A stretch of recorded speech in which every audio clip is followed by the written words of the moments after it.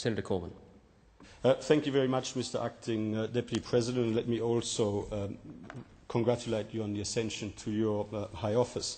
As we consider the 2009-10 budget estimates reports that have just been approved for printing, I thought I'd reflect on the early operation of the Senate order of continuing effect in relation to public interest immunity claims, which, of course, has been in operation for the first time in these particular Senate estimates hearings. And in particular, I remind the Senate that the order that was passed on the 13th of May 2009 noted that ministers and officers have continued to refuse to provide information to Senate committees without properly raising claims of public interest immunity as required by past resolutions of the Senate. And, Mr. Acting Deputy President, I'm sad to advise the Senate that ministers and officers are still continuing to refuse to provide information to Senate committees without properly raising claims of public interest immunity. And indeed, very senior ministers and very senior officers in the government are still refusing to provide information to Senate committees without properly raising claims of public interest immunity.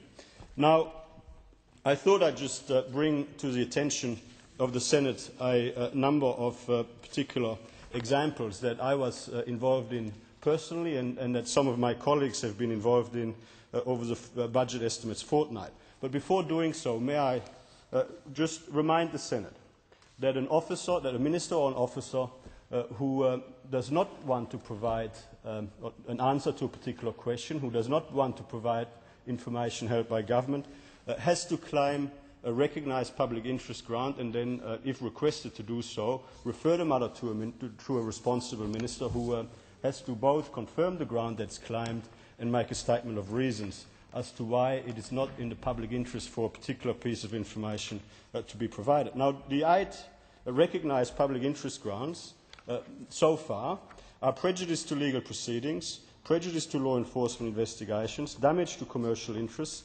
unreasonable invasion of privacy, disclosure of Executive Council or Cabinet deliberations, prejudice to national security or defence, prejudice to Australia's international relations, or indeed prejudice to relations between the Commonwealth and the States. Now, these are the recognised public interest grounds to which an officer or a minister can point when, in the judgment of that minister or that officer, it would not be in the public interest to release a particular piece of information that's been asked for by a senator in a Senate committee hearing. I was very surprised then, just considering the report, for example, of the Finance and Public Administration Legislation Committee. It lists, in terms of the questions asked to the Department of Prime Minister and Cabinet, a whole series of issues, and it's got a catch-all paragraph listing issues like, that have been discussed, like changes to the private health insurance rebate, the National Health and Hospitals Reform Commission, community cabinets, Medibank Private, and so on and so on. One of the issues that hasn't been raised, or is not listed in this particular paragraph, is the issue of the government's proposal for an increased tax on alcopops. And as it so happens, I did actually ask a series of questions on that particular matter. In fact, there was quite a lengthy exchange between Senator Faulkner and myself, Senator Faulkner being the minister at the table, in relation to 7 pieces of advice that were provided to the government, 7 pieces of advice that were provided to the Prime Minister, in fact, since the February estimates in relation to the increased tax, or the proposal for an increased tax on alcopops. I asked for a copy of that advice and was essentially told, was quite directly told, this is a matter of advice to government, we don't provide advice to government, or words to that effect. To which I responded, Minister, are you claiming public interest immunity? And we went through a very lengthy sort of debate.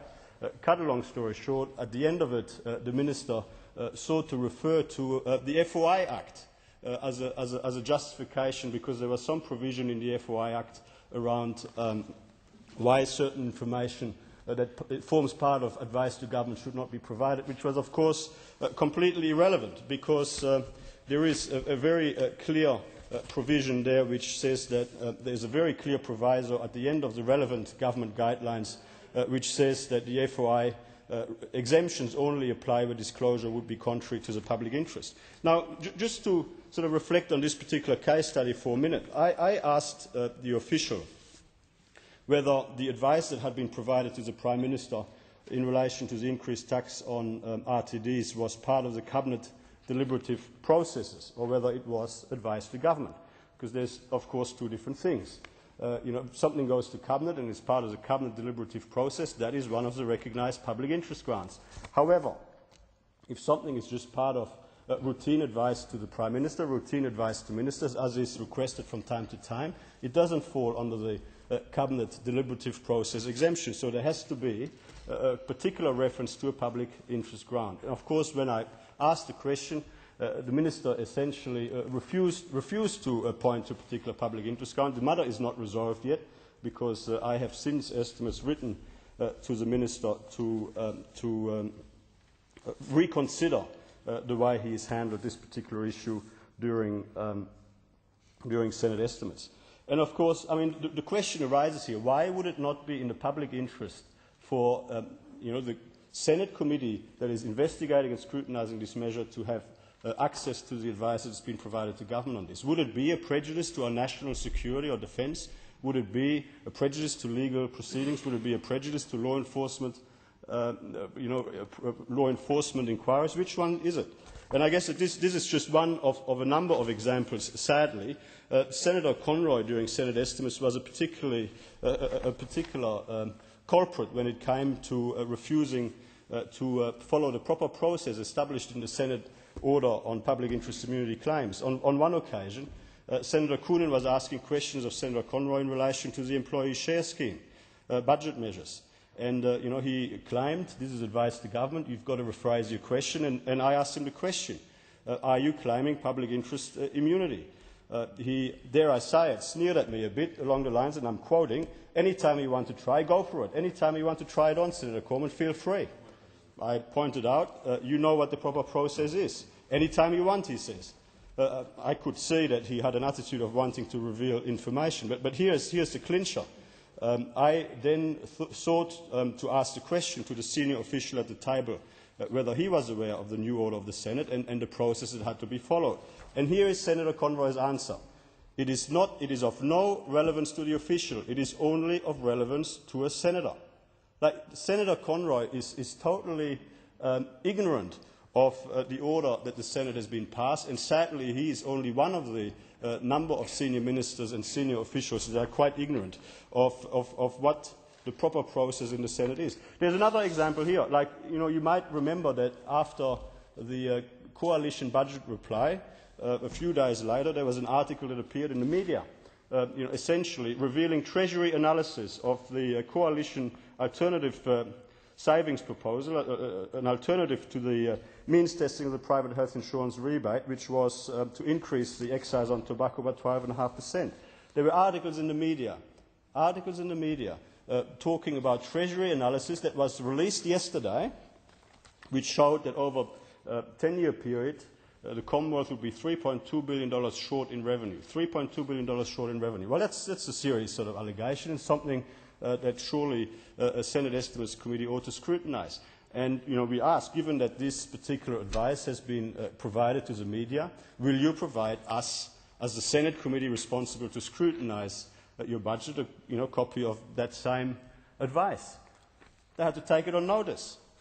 And we're now 3 weeks down the track, and we still have not been provided with the information which the media was provided with on the 17th of May. Can somebody explain to me why it is not in the public interest for a Senate committee scrutinising the budget to be provided with a copy of Treasury advice to the government on a measure like this, that is highly in the public interest, when the media has been provided with that same copy? Can somebody please explain that to me? I mean, I'm going to be running out of time, and I'm just going to very shortly reflect that we've got a number of reports now that have been tabled. Answers to questions submitted on notice during the Senate estimates process haven't, by and large, been provided yet. There's a whole range of answers to serious and significant issues in the budget that are still outstanding, yet the government was very keen for us to push ahead with a whole range of these measures, including a one-day inquiry 2 weeks ago into the private health insurance rebate measure changes, even though we still, at that time, neither had the handout of the transcripts nor had the answers to questions that had been provided. And Mr. Acting Deputy President, I seek leave to continue my remarks. Is leave granted? Leave is granted.